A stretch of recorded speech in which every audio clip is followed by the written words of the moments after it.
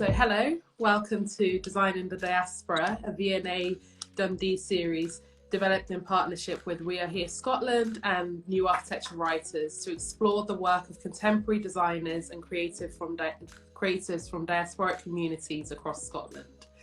My name is Biamah-Ofosu, and I'm an architect, educator and writer and director of YAA projects based in London. My practice involves architecture, design, and also research. I'm the host for today's chat, and today we're joined by Hannah Sabapathy, who is a designer based in Dundee and works across a wide variety of materials with an emphasis on pattern and colour. So thank you so much for being with us this evening, Hannah, and thank you to our audience as well. Hannah and I are going to have a chat about 30 minutes, and then after that there'll be time for some questions in the Q&A. So if there's anything that comes to mind that you really want to ask Hannah or myself, please do feel free to pop your comments and questions in the chat, and we'll go through those at the end. So Hannah, my first question is really about how you got started in your career as a designer. Can you tell us a bit about that career journey and how you've arrived at your practice today? Hi Nana. So I started as I studied printed textile design at Chelsea College of Art, and then after that I worked for an inspirational textile company, and our main clients were in America. So I was the main print designer, and I worked alongside a colorist, and so we sold inspirational textiles, so people would either transfer them directly into products, but they would also take the color swatches and then lab dye them. But after that I worked digitally mainly then, and I found that I just missed the kind of material process. So I went back and I did my MA at the Royal College of Art in printed textiles. When I started, my daughter was 1 year old, and in between my first year and my second year, my daughter got diagnosed with diabetes, type 1 diabetes, and that was really difficult. And I managed to finish my MA, but it was a really hard time. And after my MA, I think I just felt quite burnt out. And so at that point, I left London and I moved to Edinburgh, and then from Edinburgh to the Isle of Mull. And then from the Isle of Mull, I ended up in Dundee. And by this point, I had 3 children. So there'd been a gap where I wasn't really designing. I was doing bits and pieces, but I wasn't I didn't have a regular practice. And then I decided that I wanted to return back to designing, and so I got a grant from the Visual Arts and Crafts Makers Award, the Dundee one, and then I got also another open fund from Creative Scotland. But it was quite a hard kind of process returning to my practice. It was quite a slog, but it's I launched my studio last year, and now I'm beginning to kind of explore different materials and test out different ideas. Yeah, great, thank you. It's really interesting to hear about a career path that is not so linear, because I think that sometimes that's a misconception that surrounds kind of creative practice, that it's this kind of linear route and you sort of go through the kind of process and there's where you are. But it's really interesting to hear about the way that you sort of worked in one format, then developed a kind of practice because as a reaction to the things that you didn't feel you were gaining from that way of working digitally, and then your studies, and then the career taking a bit of a hiatus and then returning back to your practice. So it's really interesting to sort of follow that and also realize that it's not always a kind of linear trajectory. Yeah, definitely. And I feel like now when you mention having a career break or having caring responsibilities, trying to juggle these different aspects of your life, that it's far more acceptable to talk about that, which is a really positive thing. Like, I think people are far more willing to understand that you've gained different skills and knowledge, through these different kind of routes that you come to practice. Yeah, great. I want to talk a bit about, you've mentioned your time in London and then Scotland, and firstly in Edinburgh and Dundee. But you also grew up in Birmingham, a city with a diverse culture and a diverse diaspora. And I wanted to talk a bit about what it means to design in the diaspora, and whether your upbringing in a place like Birmingham with its kind of diverse visual culture has affected your work. Yeah, so I grew up in Birmingham. My dad is from Tamil Nadu. He came over to this country in the late 60s. My mum was from the northeast of England, and growing up, my grandma also lived with us. And I grew up in what at that point was a fairly white suburb of Birmingham.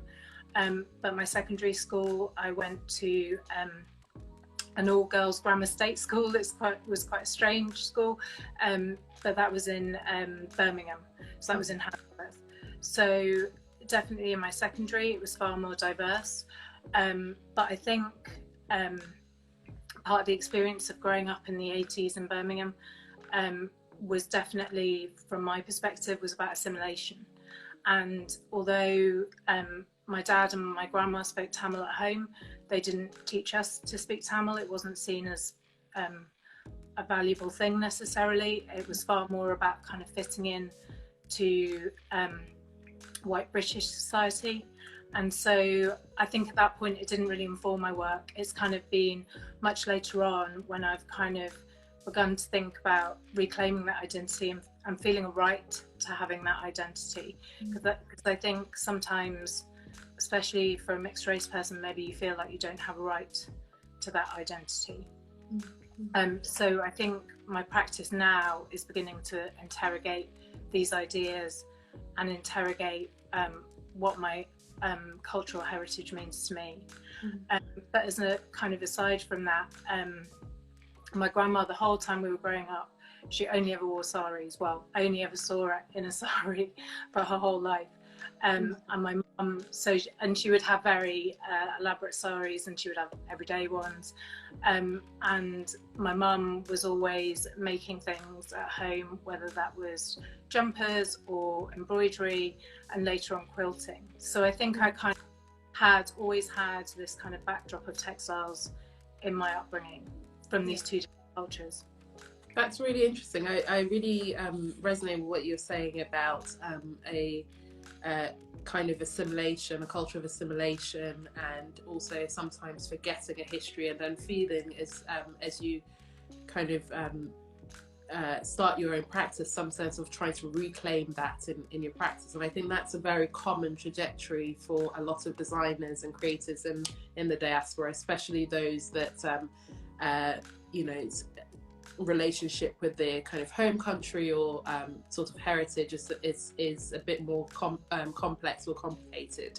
And I wanted to talk a bit more about the role of generational knowledge exchange and this idea of what we forget in order to kind of assimilate, and then how we kind of relearn or reclaim and bring those kind of cultural memories or shared cultural identities back into your practice, or a practice as a creative or a designer.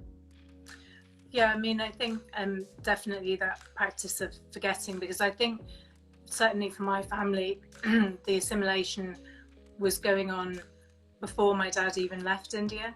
So I started learning Tamil a couple of years ago, and I only realised recently that he can't read or write Tamil. He can speak it, but he didn't learn it at school.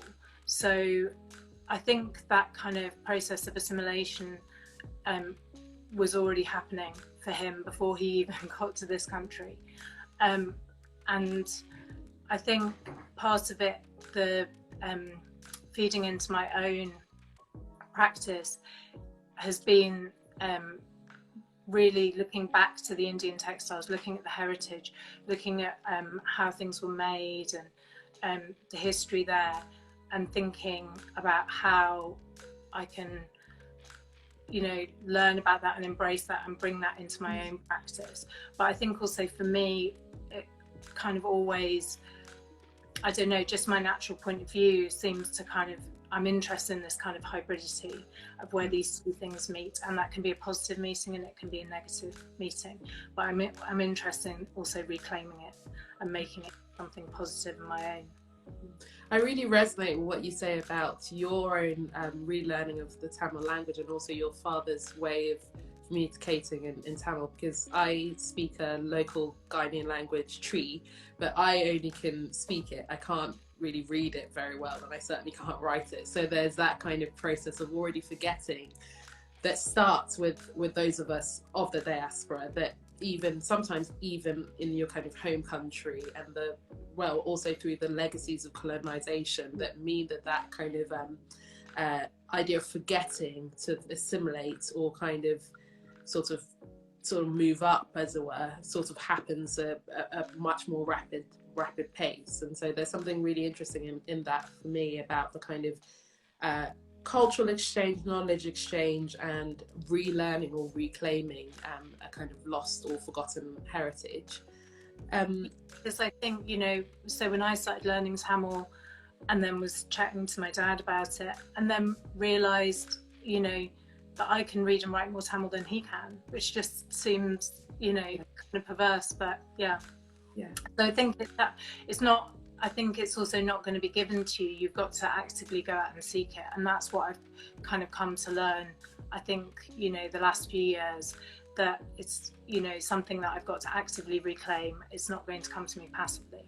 Yeah, that's really interesting. I wanted to talk a bit about that, the number of scales that you work at, which I found really interesting in your practice. It kind of goes from textiles and 2D works to kind of 3D and sculpture productions, and also a bit of product design. But what really, for me, connects all the different forms in which you work with is the use of colour almost as a material language. And I wondered if you could talk a bit about the importance of colour as an element in your practice. Yeah, I think part of that comes from not just my university training, but also working for the Inspirational Textile Studio. I think that real kind of deep dive into colour, where I was working alongside a colourist, and she would be creating kind of infinite shades of one type of blue, and then go and take that to the client, and they pull out that particular shade, and that's the one that they're going to send away to be lab dyed. Yeah. And I think more recently, I've been working on the 2020 project with UAL, the Decolonising Institute, and I've been looking at the John Forbes Watson volumes, which were these set of textile volumes that were published in 1866, but they were sent all around. There was 13 places in the UK they were sent. And they were basically for British manufacturers to copy Indian textile design in order to create British fabrics to sell back to India. They wanted to exploit the Indian market and really get British textiles into the Indian market. But as part of that, the colour aspect is really interesting. So things like indigo, which, fabrics produced in India were kind of far superior, and the range of colours was far more diverse. So this is in the 18th century, and Britain really wanted to kind of tap into those markets and create their own colours. And so with things like indigo, where the colonial regime basically made farmers farm indigo, and then so basically, sorry, I've kind of lost my train of thought a bit there, but yeah, just that it was an exploited thing, that it, people wanted to kind of foist this on the Indians, and later on it was chemically produced, and then these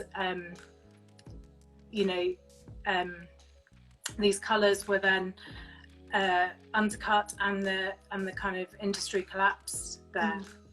So I don't know, I suppose what I'm trying to say is that there's all these histories, these complex histories that are underlying these things, and we don't always know about them, and we're not always aware of them, and it's about unpicking them and understanding the materiality, the colours, like the history of these individual that are very specific, that then we begin to see it as much part of a bigger global picture in terms of our design history. I think that's really interesting, and actually really leads on well onto my next question, which is about how you've previously spoken about how your work explores the political in pattern design, and I really appreciated how you talked about the history of your approach to colour in your work. That is clearly a very rooted thing in the kind of history and political culture that you're working in as a designer in the diaspora.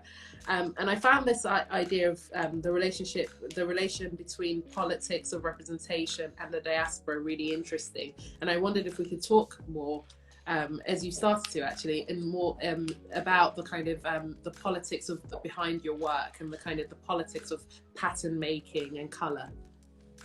Yeah, so recently I've begun to be interested in this kind of idea of copying, what that means. So obviously, you know, the period I'm kind of looking at with the 2020 project, which I'm actually doing in conjunction with the Harris Museum. So they have a set of the John Forbes Watson volumes, and so I'm working with them to decolonise their archives. That's the aim of the 2020 project. And so I'm really kind of thinking about, you know, this idea of copying not being, it's not a benign thing. It's not something that, you know, doesn't have a kind of negative impact, but also really kind of thinking, what does it mean when you copy somebody's design? Who does it then belong to? What's authentic? What's inauthentic? Which I think also goes back to the piece I did, the sculptural pieces I did, furniture, and I was basically looking at natural patterns and trying to mimic them in kind of more synthetic materials. So working with laminates and laser etching in order to create a wood grain pattern, or printing and then lacquering in order to create a kind of mineral type surface. So this kind of mimicking and copying, and what does that mean? And trying to really probe that as a kind of way of working. Yeah, I find that really interesting. Just a reminder to our audience that if there are any questions or comments, please do feel free to put them into the chat, and we'll pick those up at the end. So I'm just about to move on to my next and final questions, Hannah. So please do feel free to ask any questions you want to know about. You've mentioned already your work with the John Forbes Watson volumes, which is really interesting, and I think really pertinent to this discussion about history and the diaspora and working in the kind of contemporary.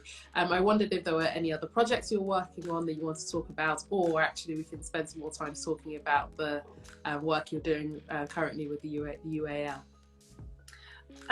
Yeah, I think we can carry on talking about work I'm doing with the UAL. That's kind of the main focus at the moment. I'm actually going to be making some vitreous enamel panels in response to that, and I've been looking at Owen Jones, The Grammar of Ornament. I'm thinking about how this collecting of patterns and this circulation of patterns has a kind of, you know, a longer shadow almost of almost these patterns that we think of as British, or that belong to our kind of design history, have actually come from somewhere else, but those origins have been obscured by the impacts of imperialism. And so I think it's kind of now about really probing, you know, that history and beginning to try and understand it and recontextualize it. And so as part of that, I'm going to be making these panels that are kind of almost like hybrid patterns of kind of British copies and Indian textiles from the volumes, and kind of collaging and cutting them together so that some patterns override others or obscure others. That's the main thing that I'm working on currently. Yeah, that sounds really, really exciting, and I'm really interested in this play of kind of establishing what is quintessentially British. And I think that a lot in the kind of design is taken as quintessentially British. We kind of know the tropes of it, and I think there's a kind of growing practice and a growing interest, especially by us people of the diaspora, that kind of also recognize certain things as belonging to other cultures and wanting to make the connections between them. And I find this idea that your work is kind of investigating, making obvious actually where these things come from and their connections to diaspora, and also actually really challenging the ideas that this is of what Britishness or British design is. And I think that's really wonderful.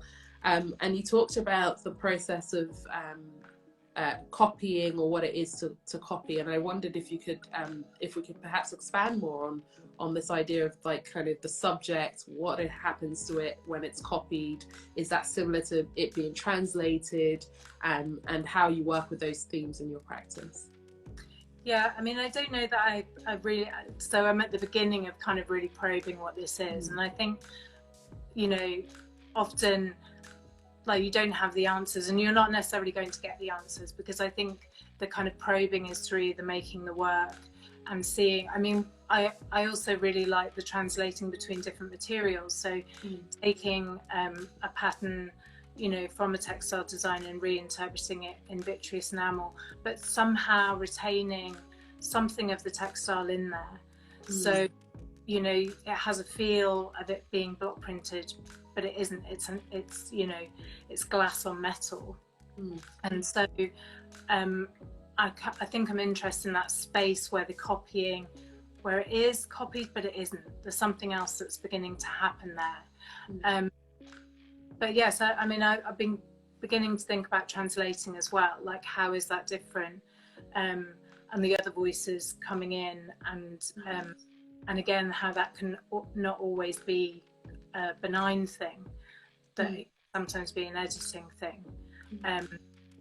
And I think we're thinking about putting two patterns alongside each other, of like, you know, where's the dominance, and where are things. You know, I sometimes feel like when you're looking at explanation panels next to objects in museums, that you could almost flip the panel over and have a whole different narrative on the back. And so what else is you know, what's kind of at the edges of things in the work, or what's being overridden, or what other narratives are beginning to peek through that you maybe can't totally see. It's extraordinary to hear you talking about these things. I really love the idea of the kind of other narratives that are hidden, and that actually your work and these panels that you've been making are about bringing through some of the other kind of forgotten histories from this volumes, and readdressing the volumes.